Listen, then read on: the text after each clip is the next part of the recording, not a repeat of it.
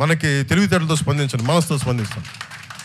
కానీ నేను మనసుతో స్పందించినప్పుడు చాలామంది మా నాయకులు చాలా ఇబ్బందులు పడ్డారు.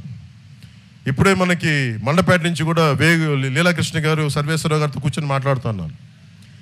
ఒకసారి ఆయన సర్వేశ్వరరావు గారు చెప్తా ఉన్నారు, మీరు చాలా పెద్ద హృదయంతో చేశారంటే లీలాకృష్ణ గారు అంటూ ఉన్నారు, ఆయన పెద్ద మనసుకి మేము కూడా నలిగిపోయామండి అని చెప్తా ఉన్నారు, సీటు కోల్పోయి.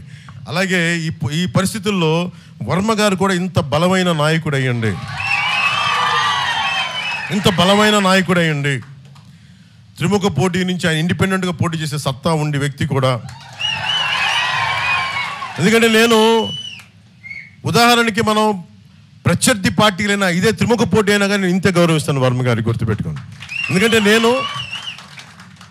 మనం ఈరోజు కలిసి పనిచేస్తున్న పొత్తు ధర్మం ప్రకారం, కానీ ఆయన సత్తా నాకు తెలియంది కాదు.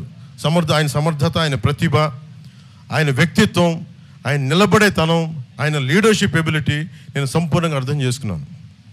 ఆయనతో ఒకటే మాట కూర్చొని చెప్పాను, మీకు ఇంతకుముందు ఏదైనా సరే చిన్నపాటి పొరపక్షాలు ఉన్నా కానీ వాటందరి తరపున మనస్ఫూర్తిగా నేను క్షమాపణలు చెప్తున్నాను. దయచేసి మీరు ఏమాత్రం మేము మీకు ఇబ్బంది కలిగించే ఏదైనా అంశాలు ఉండుంటే గతంలో జరిగి ఉంటే మనస్ఫూర్తిగా మీరు క్షమించండి అయ్యా. ఎందుకంటే నేను తగ్గడం మీద ఉంటాను.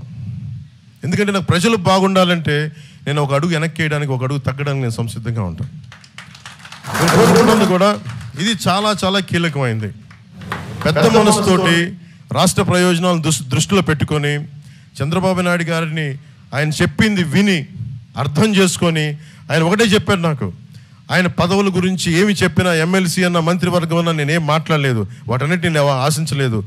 మా చంద్రబాబు నాయుడు గారు చెప్పారు, ఆయన చెప్పిన గీత నేను దాటను అని చెప్పి మనస్ఫూర్తిగా పెద్ద మనసుతోటి ఈరోజు పోటీ నుంచి తప్పుకొని నన్ను అభ్యర్థిగా నిలబెట్టి ఇక్కడ 1,00,000 ఓట్ల మెజారిటీతో గెలిపించే బాధ్యత నాది అని చెప్పి ఆయన పెద్ద మనసుతో చెప్పడం చాలా చాలా ఆనందం వేసింది. సో దీంట్లో చాలా కీలకమైంది, ఆయన మర్యాదకి భంగం కలగనివ్వను.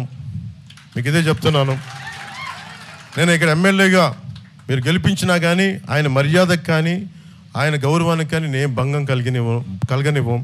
అలాగే మన పొత్తు ధర్మానికి ప్రతి మండలంలో ఉన్న ప్రతి తెలుగుదేశం నాయకులకి, ప్రతి బీజేపీ నాయకులు కూడా మీ గౌరవానికి, మీ అధికార దీనికి నేనేం భంగం కలగనివ్వం. అందరం కలిసి పనిచేద్దాం, సమస్యల మీద ఉమ్మడిగా పోరాడదాం.